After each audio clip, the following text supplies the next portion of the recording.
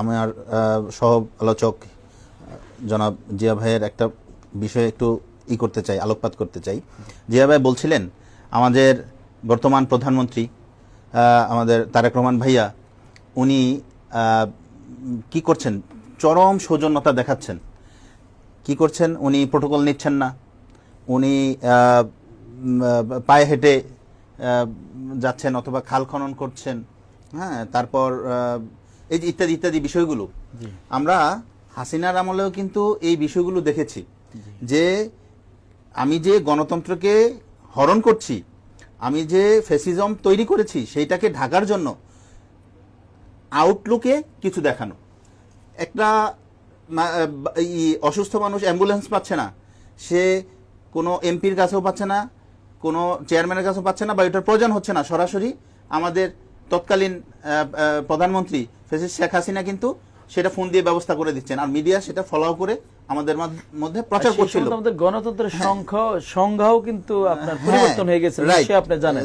মানে উন্নয়ন নাকি মানে কি বলে গণতন্ত্র, কোনটা বেশি? তো এই যে বিষয়গুলো, এই যে সৌজন্যতা, এই বা আমি প্রোটোকল নিচ্ছি না, প্রোটোকল তো রাষ্ট্রীয় ফোরামের মধ্যে আছে, নীতিমালার মধ্যে আছে, এটা আপনি নিবেন। কিন্তু রাষ্ট্র পরিচালনায় আমাকে দেখতে হবে যে গণতান্ত্রিক হলাম বা ফ্যাসিস্ট হলাম, সেটা নির্ভর করবে মানুষের অধিকার কতটুকু আমি দিতে পারলাম, মানুষের যেই মৌলিক অধিকার সেই জায়গায় কতটুকু আমি হরণ করলাম, নাকি কতটুকু আমি আদায় করতে পারলাম, মানুষকে কতটুকু আমি তার জীবনযাপনটা আমি কতটুকু সহজ করতে পারলাম, নাকি আমি তার যেই গণতান্ত্রিক যেই ইগুলো আছে, আমাদের অধিকারগুলো আছে, সেই অধিকারগুলো আমি হরণ করলাম, এইটার উপর নির্ভর করবে। আমি বলছি, আপনার সময় হলে আপনি বলবেন। এখন গণতন্ত্র না হারে ফেলবেন আপনি, না না আপনি নোট রাখেন, আপনার সময় আপনি বলবেন। আপনার সময় আপনি বলবেন। আমাকে যদি 1 মিনিটের জন্য সময় দেওয়া হয়, জি বলবো ভাইকে। হ্যাঁ বলেন। ভাই যে অভিযোগটা দিয়েছে ওনাকে স্যালুট। হ্যাঁ, আমার সরকার 200-র অধিক আসন নিয়ে ক্ষমতায় বসছে, 5 বছর ম্যান্ডেট নিয়ে, জনগণের ম্যান্ডেট নিয়ে ক্ষমতায় আসছে। গণতন্ত্রে ওনা বিশ্বাস করে, আমিও বিশ্বাস করি, তাই না? এবং বিরোধী দলে যারা আছে সৌজন্য বোধ করছে, তারাও মেনে নিয়েছে, তারাও সংসদে গিয়েছে। সংসদে যাওয়ার পরে আমরা তর্ক বিতর্ক এটা হবে, এটি স্বাভাবিক, পক্ষ বিপক্ষে থাকবে, এটি স্বাভাবিক।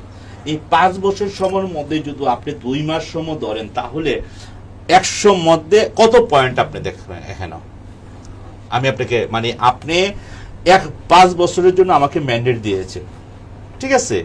এটা বাংলাদেশের 18 কোটি জনগণ যারা ভোটার, তারা সবাই আমাদেরকে ম্যান্ডেট দিয়েছিল, আমাকে সংসদে পাঠাইছে, আমার সরকারকে। আমার সরকারের 5 বছর, এই 5 বছরের মধ্যে আপনি দেখেন তো 100-র মধ্যে যখন 51 হয় তখন পাস হয়, 100-র মধ্যে যখন 49 হয় তাহলে পাস হয় না, হয় না। তাহলে আমার তো এখন 2.5 বছরের বয়স হয় না, সরকারের মাত্র বয়স হয়েছে 2.5 মাসও হয় নাই, হয়েছে 2 মাস। তার মধ্যে থেকে আপনারা এই বিরোধিতা খাবে, বিরোধিতা শুরু করে দিয়েছেন।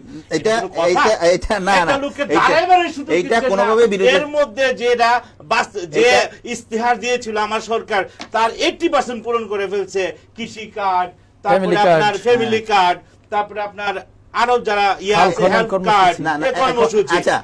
আমি একটু বলছি যে ইশতেহারের 80% যদি 2 মাসে বাস্তবায়িত হয়ে যায়, তাহলে তার থাকার দরকার নাই, কমপ্লিট হয়ে গেছে। শুধু ফ্যামিলি কার্ড আর কৃষক কার্ড ইশতেহার কমপ্লিট হয়ে গিয়েছে। না এটা নেমে যেতে বলেন, নেমে গিয়ে নতুন নির্বাচন দিতে বলেন, ইশতেহার তো কমপ্লিট। এক ধরনের যে জনগণের পাওয়া বুঝতে হবে। আমাকে সুন্দর দেখতেছে, তার মানে নিতে মনে ভালো লাগতেছে না, সে তাকে কেন এত সুন্দর লাগতেছে?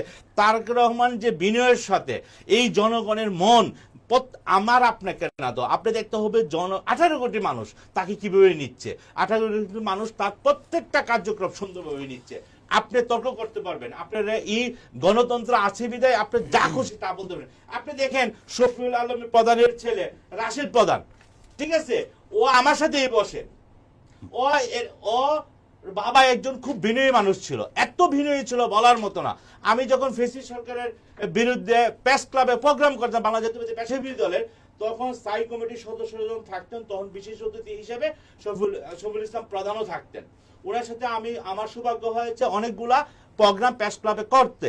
আমি ওনাকে মধ্যে এত বিনয়ী দেখেছি, আমি একসময় ওনার অনেক ভক্ত ছিলাম, এখনো আমি ওনার অনেক ভক্ত, কিন্তু ওনার ছেলে যে এত বিয়াদব এটা আমি কল্পনা করতে পারিনি। ওনার কাছ থেকে ওনার বাবার পরিচিত ওনার আজকাল রাশেদ প্রধান, রাশেদ প্রধানকে কেউ চিনে না, তো রাশেদ প্রধানকে যে সুশিক্ষায় শিক্ষিত করতে পারে নাই, যদি সুশিক্ষা শিক্ষিত করতে পারতো তাহলে তার বাবার যে অ্যাসেট ছিল, যে গুণবলী ছিল, ওই গুণবলীতে সে একজন ভালো একটা অবস্থাতে চলে গেল। আপনি সরকার প্রধানকে যা খুশি তা বলে ফেলেন, আপনিও বলতে পারবেন, আপনার এই রাইট আছে, আপনি জনগণ, কিন্তু সেটা জনগণ খাবে কিনা? আপনি একজন লয়ার, আপনি একজন কি, আপনি একজন অপরাধের জন্য বাঁচানোর জন্য আচ্ছা হ্যাঁ, আমি বলছি, এই যে আপনি রাশেদ প্রধানকে ডিফেন্ড করা আমার কোনো দায়িত্বের মধ্যেও পড়ে না, ইয়ের মধ্যে, কিন্তু এইখানে কিন্তু ফেসিস্টের যে রূপ সেটা আপনারা অলরেডি দেখিয়েছেন।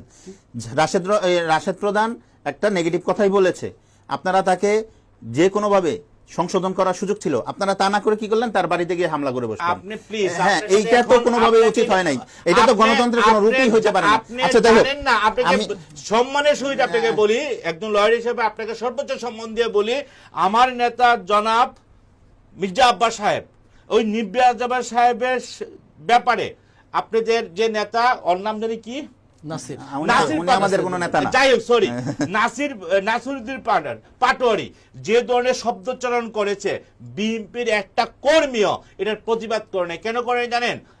নির্বাচন আমি বলি আপনাকে, না এই জন্য না, আপনার ফ্যামিলি যখন আমরা যখন ছোটকালে খেলতে যেতাম, তখন আমরা খেলার পথে যদি বন্ধু বান্ধবের সাথে মাইর হইতো, কোন সিনিয়রদের সাথে বেয়াদবি করতো, থাপ্পড় দিয়ে দিত, বাসায় কাঁদতে কাঁদতে আসলে উল্টা আমাদেরকে আরো বেশি থাপ্পড়াইতো, জিজ্ঞাসা করতো তোমাকে কেন থাপ্পড় দিয়েছে, তুমি আগে ওইটার জবাব দাও। ঠিক আছে, আমরা যখন ওই জিনিসটা পাই নাই, তখন আর কারোর সাথে বেয়াদবি করতে আমি একটা প্লিজ, যদিও আমাদের ফ্যামিলি থেকে যদি বলতো যে তোমাকে কে থাপ্পড় দিয়েছে, চলো গিয়ে ওই লোকটাকে যাই না না যাই না পিটা ধরতো, তাহলে কিন্তু আমি বেয়াদব হইতাম। দেখেন মির্জা আব্বাসের সম্বন্ধে যখন এত কিছু করছে, লাস্ট পর্যন্ত আমাদের এই দলীয় সহপাঠী, হ্যাঁ, একজন মামলা করতে গিয়েছে, উনাকে দল থেকে বহিষ্কার করে দিয়েছে। ওই দলীয়